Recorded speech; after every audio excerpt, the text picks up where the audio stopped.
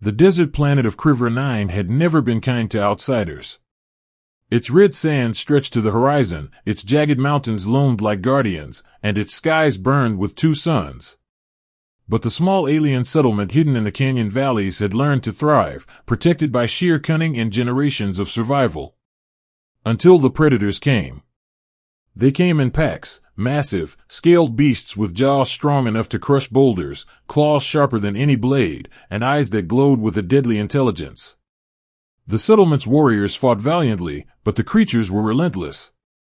Homes were torn apart. Crops devoured. Children hidden, screaming in terror. Then he arrived. Beginning, the human arrives.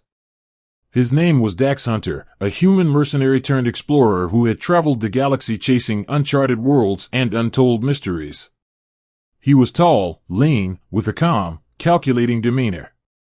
What he lacked in alien anatomy, he made up for in quick thinking, skill, and courage that bordered on recklessness. Dax had landed on Kriver 9 to repair a malfunctioning survey drone when he heard the cries. At first, he thought it was a simple predator attack.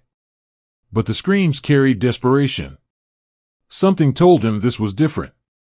Something told him it wasn't just animals, it was a village fighting for survival. He sprinted across the jagged rocks, grabbing his plasma rifle and scanning the horizon.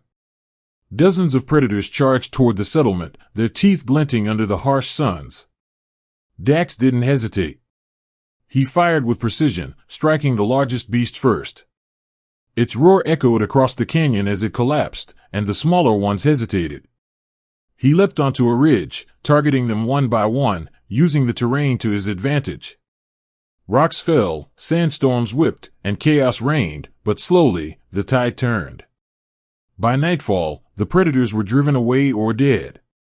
The village was battered, but alive. Smoke curled from shattered huts, but the villagers emerged, eyes wide with a mixture of awe and fear. Among them stood Larissa, the chieftain's daughter. She was unlike any being Dax had seen, 7 feet tall, lithe, with iridescent scales shimmering in the dying light. Her eyes, amber and intelligent, fixed on him. Not with gratitude. Not with fear. But with ownership. "You saved us," she said, her voice calm but firm. "And now, by law, you belong to me." Dax blinked. "Wait, what?" "Our customs are clear," Larissa explained. "A stranger who saves the settlement may be claimed by the chieftain's daughter.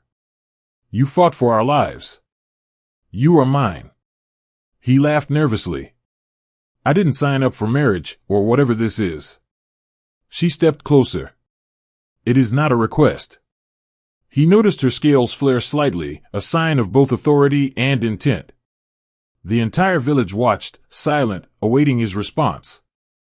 Dax swallowed. "All right, guess I'm staying, then." Larissa smiled, a predator's smile, confident and unyielding.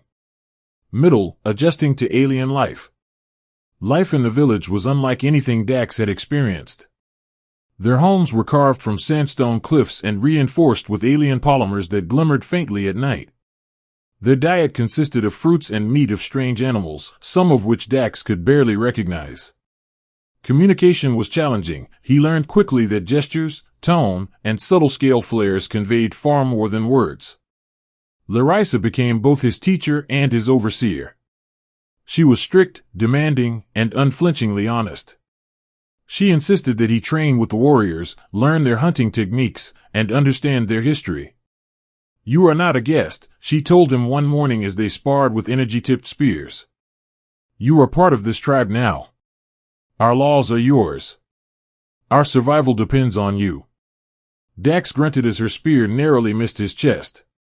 "I don't even know the first thing about hunting these creatures." "Then you learn," she replied, a teasing smirk on her lips.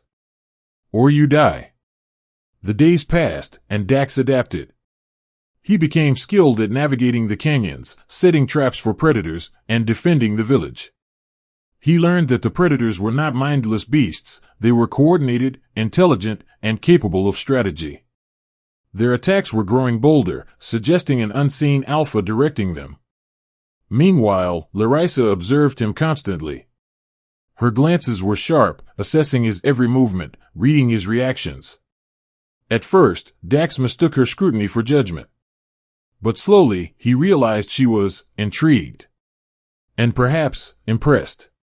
One night, as the twin moons rose over the canyon walls, Larissa approached him. "You fight well," she said. "But the predators will return. Stronger. Smarter." "I can handle them," Dax replied, leaning against a rock. Her eyes softened slightly. "You fight not for law, not for obligation, but for us. That is why I claimed you. That is why I cannot let you leave." Dax looked at her, the cool alien night wind carrying the scent of sand and heat. "I'm starting to like this place, and you." She smiled faintly, her scales reflecting moonlight. "Do not speak like that. You are mine by law. The words are irrelevant." Dax laughed, shaking his head. "I think I like this law." The first real challenge. Weeks passed in a fragile peace. Then came the alpha predator. It was larger than any other creature, with obsidian scales and eyes burning red. Its roar alone sent villagers scrambling. It struck with intelligence, tearing apart outer defenses and leaving destruction in its wake. Dax and Larissa organized a counterattack. The warriors were fierce, but even they struggled against the creature's speed and strength. Dax devised a trap, a combination of explosives and canyon collapses designed to pin the alpha down. As they lured it into the trap, Larissa fought at his side, her spear a blur. Dax covered her, firing precise shots and directing the warriors. The trap worked, but at a cost. Larissa was thrown into a canyon wall, her leg badly injured. Dax dragged her to safety, ignoring the pain and exhaustion in his own body. "You will not die," he growled, pressing his hands to her wound. "I won't let you." She looked at him, scales flaring in shock and gratitude. You truly belong here." "I belong wherever you need me," he said. That night, as the village rebuilt, Larissa sat beside him, leaning lightly against his shoulder. For the first time, the formalities fell away. "You have changed everything," she whispered. "And you claimed me before I even knew it," Dax replied. "Guess I'll take the claim." Climax, the tribal law test. The victory over the Alpha drew attention. Other villages and tribes began to question Dax's place. Some challenged his right to remain with Larissa under tribal law, claiming outsiders could not bond with a chief's daughter. The Council of Elders summoned them both.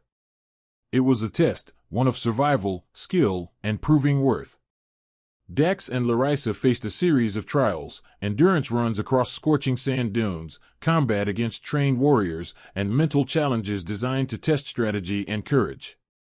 Dax surprised everyone. His human adaptability and quick thinking allowed him to outmaneuver alien warriors, solve problems, and endure trials that others had failed. During the final trial, a simulated predator attack, Dax and Larissa fought together seamlessly. Every move complemented the other. Their connection, trust, and mutual respect were undeniable. The council convened afterward. The head elder, an ancient Zytherian with shimmering silver scales, addressed the assembly. "The human has proven himself. He fights not for law, nor for duty, but for the tribe. He has saved our people, protected our future, and bonded with our chieftain's daughter with honor. By law, he belongs to her." Larissa stepped forward. "And he is mine." The crowd erupted in approval, recognizing the new union. Dax smiled at Larissa. "Guess I'm officially yours." "And I am yours," she replied, leaning forward to touch his chest with her hand. Ending, a new beginning. The settlement celebrated for days. Fires burned bright. Music echoed across the canyon walls. Dax had not only saved the village but had become a part of it, respected, loved, and accepted. Larissa's injury healed, and together they patrolled the canyons, ensuring the predators never threatened the village again. Over time, Dax introduced innovations, better traps, water collection systems, and defense strategies that combined human ingenuity with Zytherian instinct. But the most profound change was within them. Love, once alien to their worlds, grew between them. It was no longer law that bound them, it was choice, respect, and shared purpose. One evening, as the twin moons rose over the canyon, Dax looked at Larissa. "You know," he said, "I didn't expect any of this when I landed here." She smiled, golden eyes glowing softly. "Neither did I. Yet, it is perfect." He took her hand. "Then let's protect it. Together." And so, the human and the alien chieftain's daughter began their life, a life forged in courage, trust, and an unbreakable bond. The predators remained a threat, the galaxy remained unpredictable, but for now, peace reigned in the canyon village. And the legend of Dax Hunter, the human claimed by law, who saved a village and won the heart of a chieftain's daughter, began to spread across Krivra 9 and beyond.